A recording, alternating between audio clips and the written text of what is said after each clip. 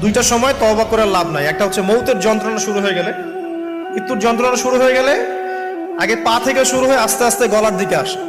হাদিসে যেমনটা এসেছে, সূরা ওয়াকিয়ার মধ্যেও আছে যে পায়ের দিক থেকে যন্ত্রণা শুরু হয়ে আস্তে আস্তে আস্তে আস্তে এই গলার দিকে আসে, এবং আত্মাটা গলার এখানে যখন চলে আসে, এখান থেকে মালাকুল মউত আত্মাটাকে নিয়ে চলে যায়।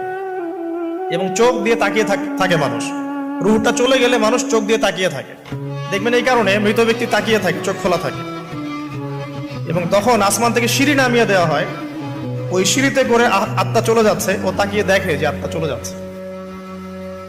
এবং মানুষ মারা যাওয়ার পরে চোখ জীবিত থাকে অনেকক্ষণ।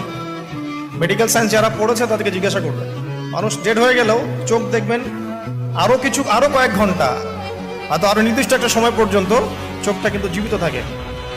এই জন্যে চোখ বন্ধ করে দিতে হয়। যাই হোক, যেটা বলছিলাম যে মৌতের যন্ত্রণা শুরু হয়ে গেলে তওবা করে লাভ নাই, তওবার দরজা বন্ধ।